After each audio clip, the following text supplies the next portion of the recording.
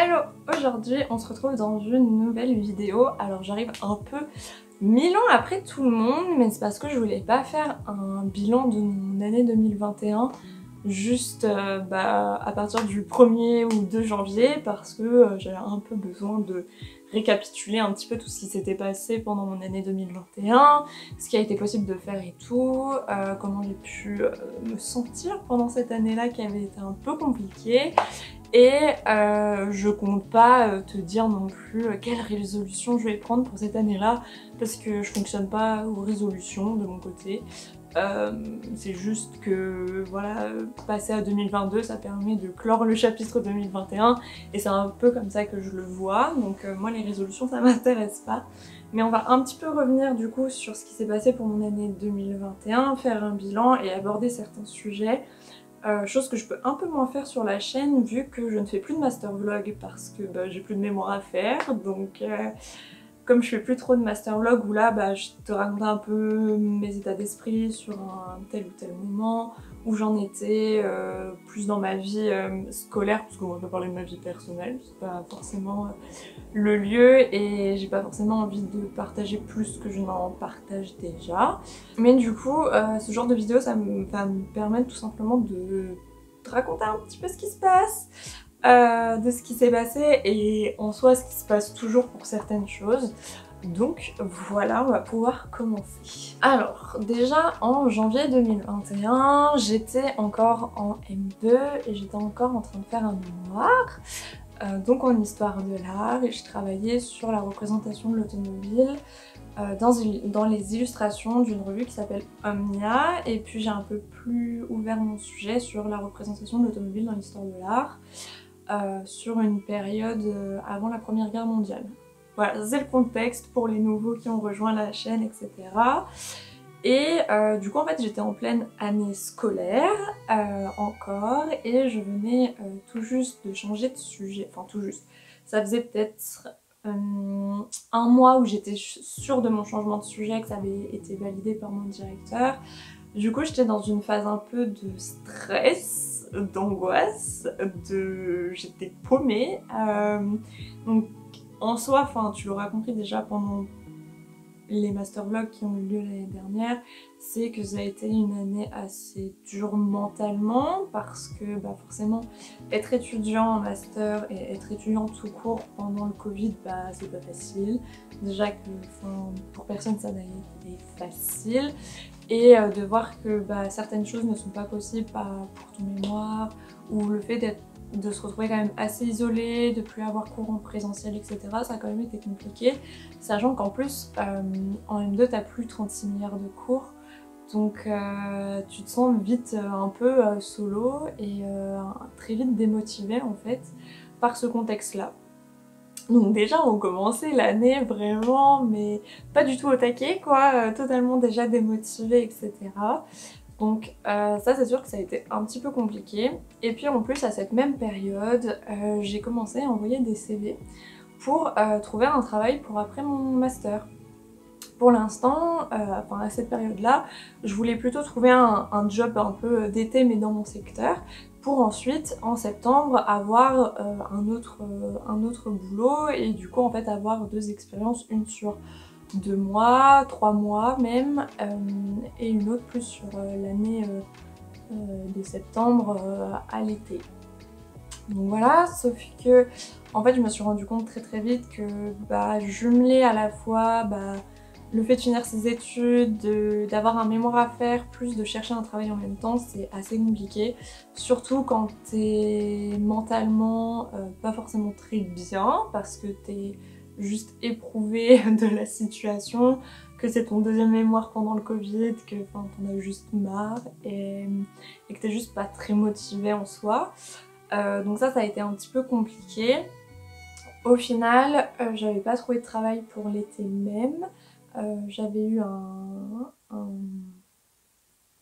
une piste, mais finalement ils avaient plus besoin de moi pour l'été, et en fait finalement ça m'avait arrangé parce que j'ai dû rallonger la date de rendu de mon mémoire comme l'année précédente, pour pouvoir rendre vraiment un travail abouti et fini.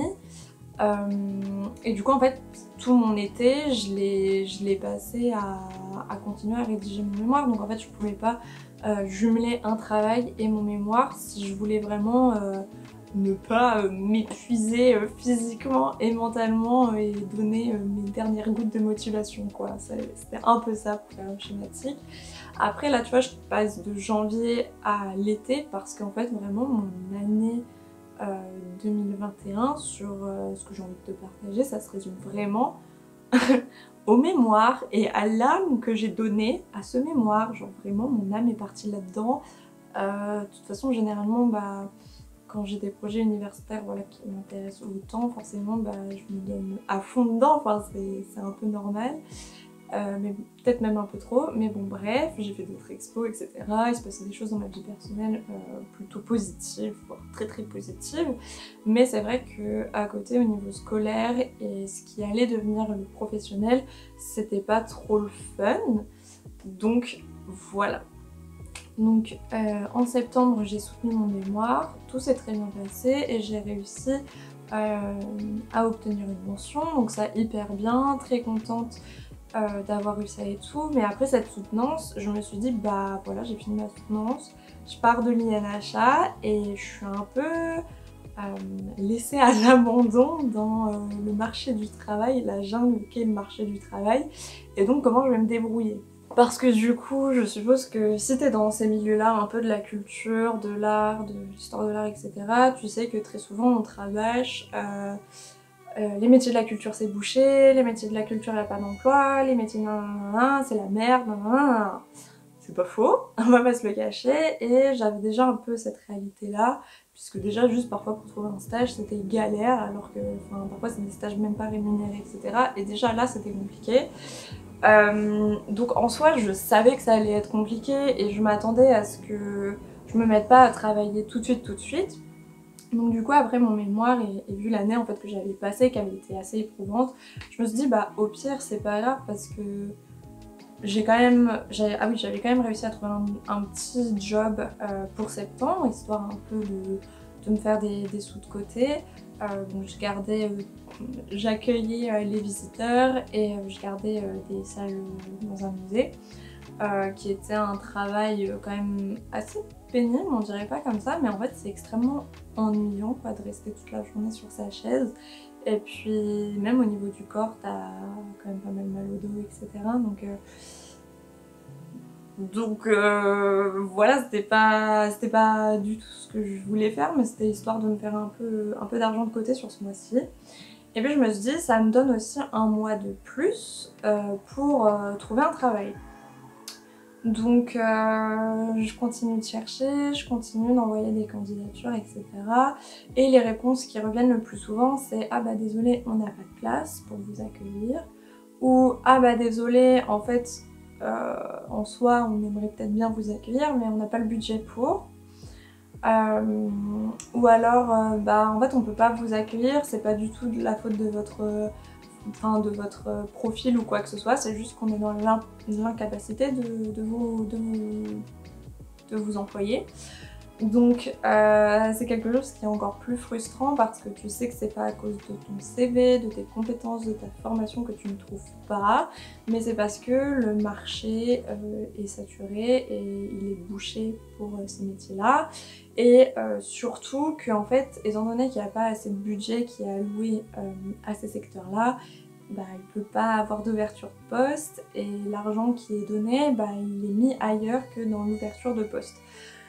Donc du coup c'est un petit peu frustrant, donc pour te faire un petit schéma, moi je veux aller dans la conservation, notamment en assistante de conservation, parce que je peux pas prétendre au titre de conservateur, étant donné que pour ça il faut passer un concours que je compte passer mais plus tard, parce que vraiment en 2021 et là cette année, je veux vraiment en fait développer mon parcours professionnel, gagner en expérience professionnelle, avant de m'engager dans ce concours. Donc voilà, sauf que c'est pas possible.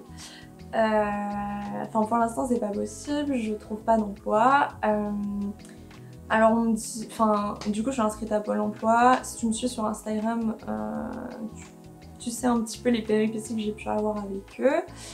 Je trouve pas que Pôle emploi t'aide plus que ça, c'est histoire de donner genre des tips basiques un peu sur le CV, sur la forme, tu vois, mais ils vont pas tant t'aider que ça et c'est vraiment à toi en fait de te débrouiller quoi, ce qui est à la fois normal mais en même temps je pense que peut-être qu'ils pourraient apporter un peu plus d'aide, mais ils ont tellement de gens aussi à leur charge que c'est compliqué. Enfin bon bref, passons.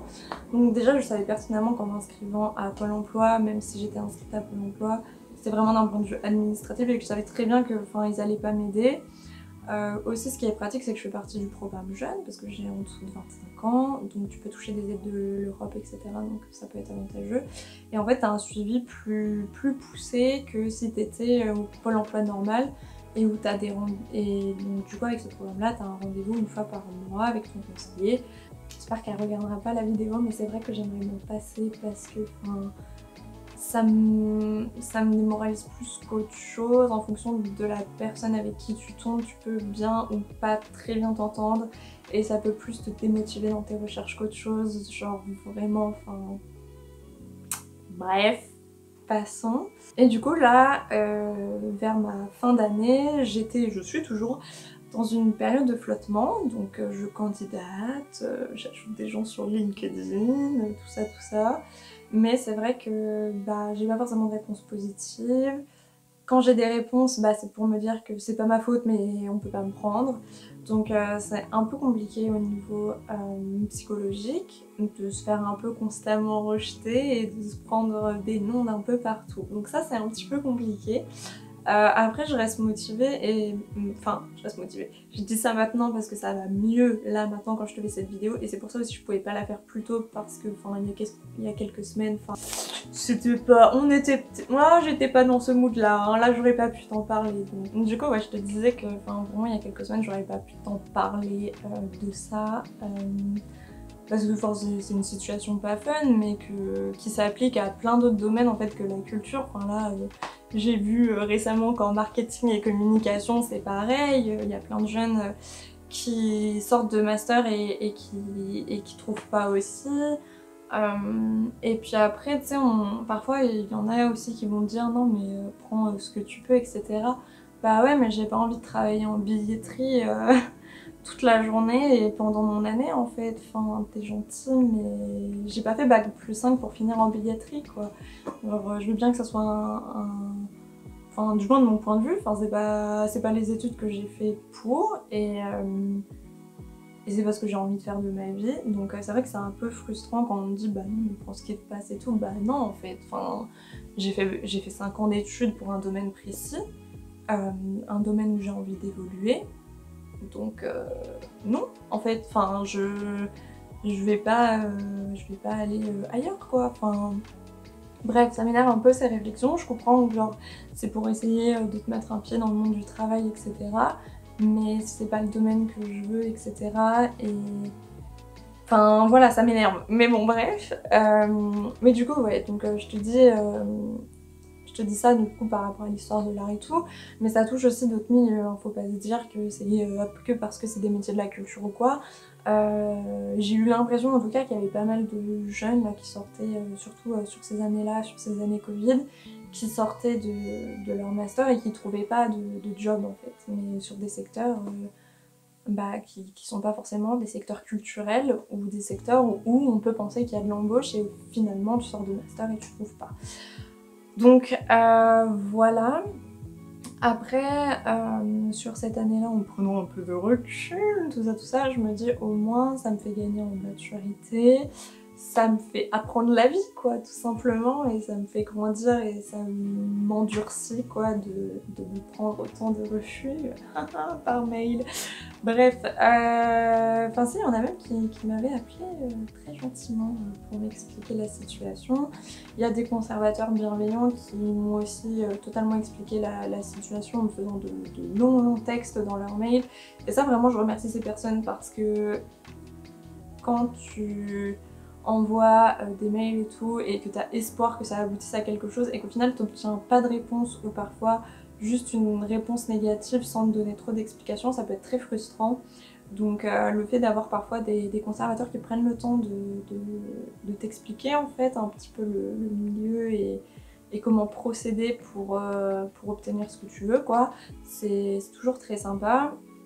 Après encore une fois, moi je suis au courant que pour ce que je veux faire il faut passer le concours, mais c'était vraiment juste que j'avais envie de découvrir le milieu professionnel parce que après 2 années en master, bah j'en avais juste ras-le-bol quoi, d'être à l'université, de faire des recherches, de me casser le cul à faire des recherches dans un contexte genre horrible, et que j'avais envie de mettre en pratique ce que j'ai appris, de mettre en pratique mes techniques de recherche, enfin tout ça quoi.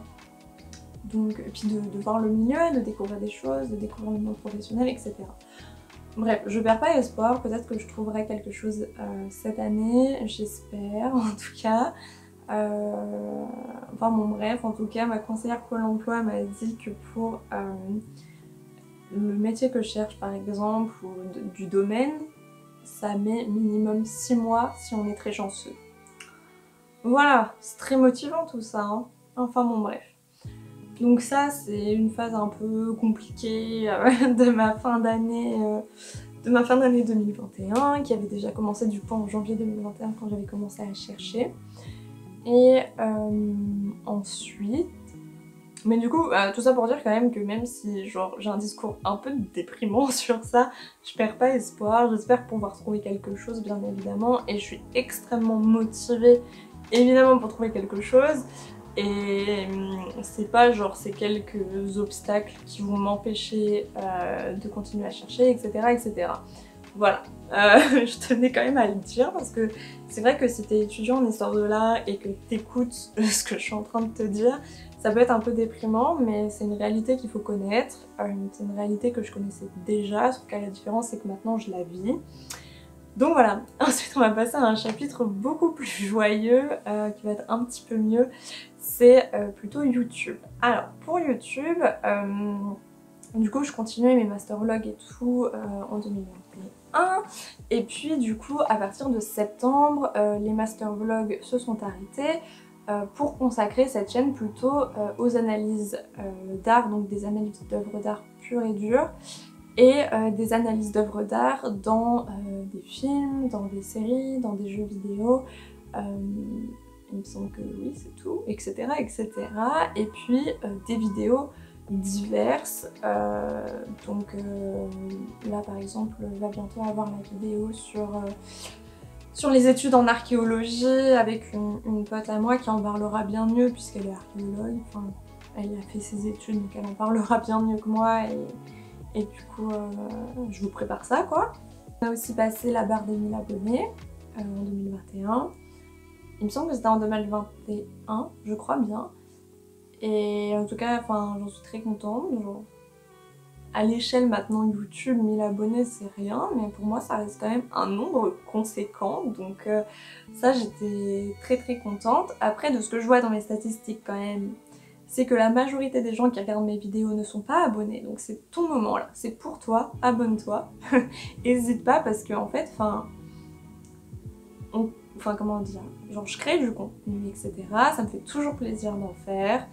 Je suis toujours contente de produire des choses, de faire découvrir des choses, mais c'est sûr que quand en fait on a du retour, que ça soit par commentaire, par DM sur les réseaux sociaux, d'avoir de l'échange, de l'interaction, ou de voir en fait même son nombre d'abonnés augmenter, ça donne l'impression que ce qu'on fait c'est cool, que ça plaît aux gens de la plateforme, que ça plaît aux abonnés, etc.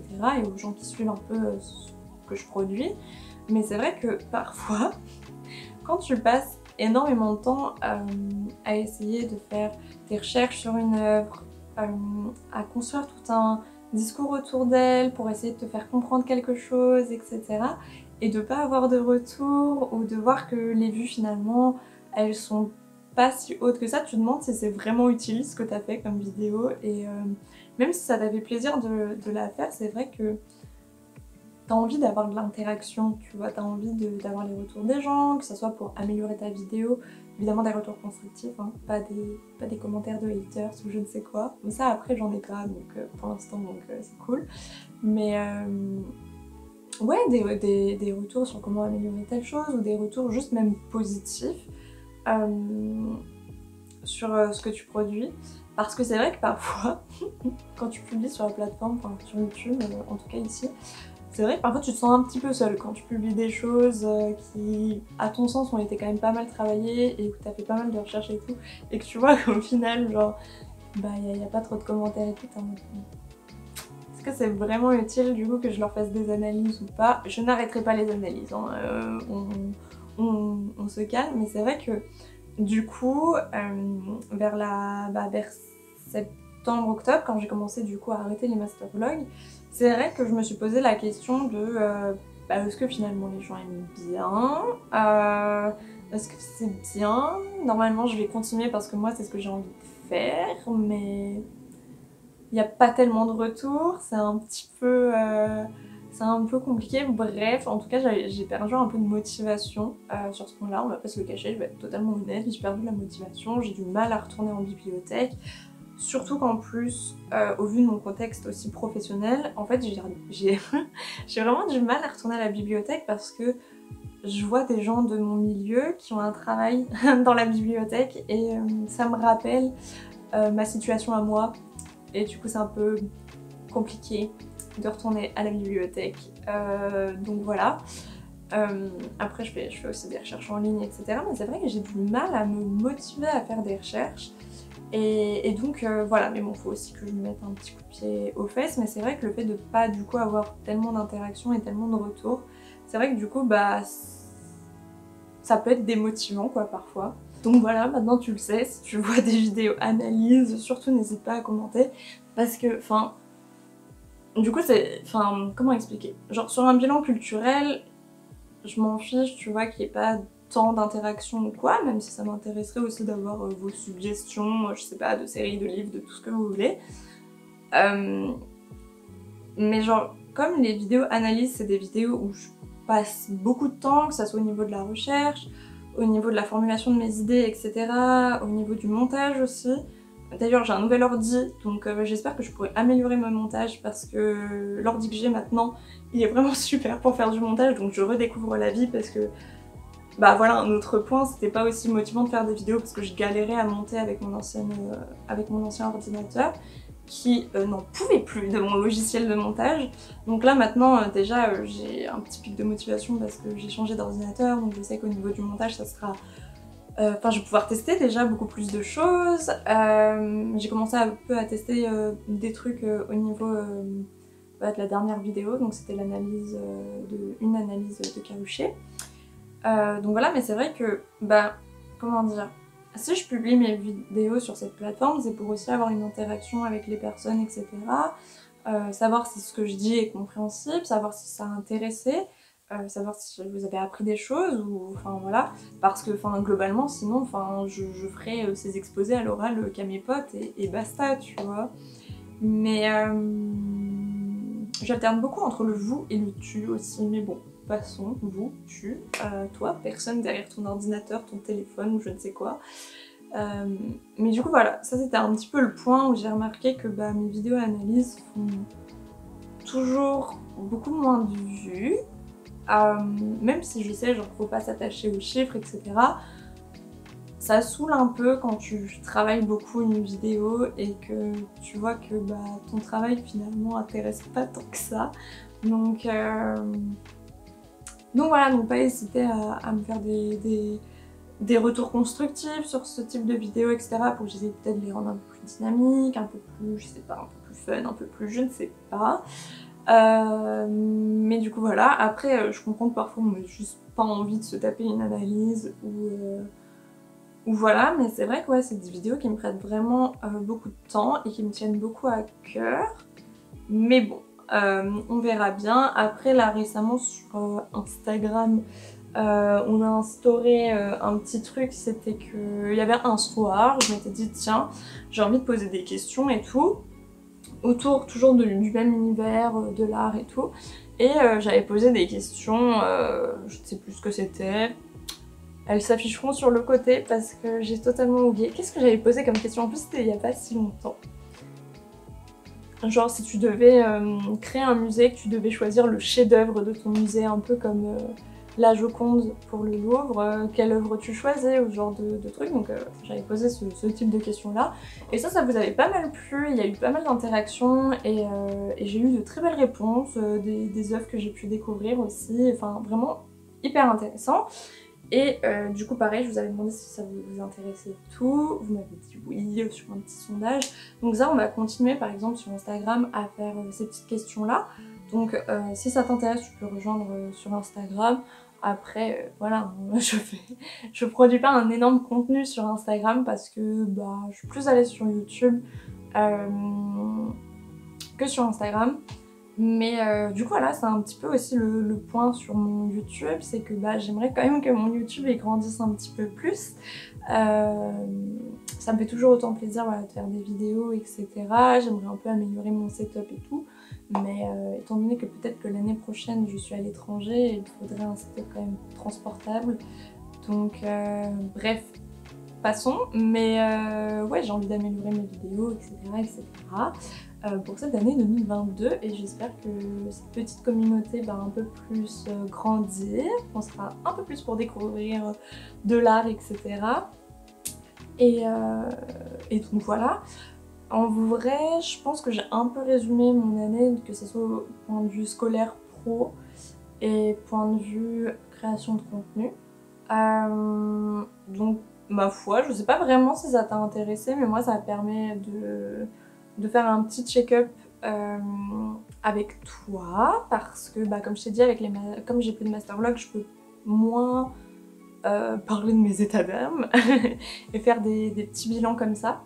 Donc voilà, c'est un peu tout ce que j'ai à dire pour cette année 2021. J'espère tout simplement que cette année 2022 sera meilleure parce que franchement j'en ai chié en 2021. On va pas se le cacher, c'était très long, très pénible, même s'il y a eu évidemment de beaux moments, mais ouais, c'était un petit peu pénible au niveau scolaire et pro.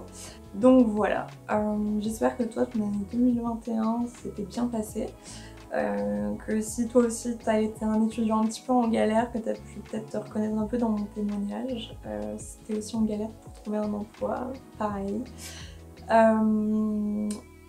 Et puis voilà, je pense qu'on va se retrouver dans une prochaine vidéo la semaine pro. Salut!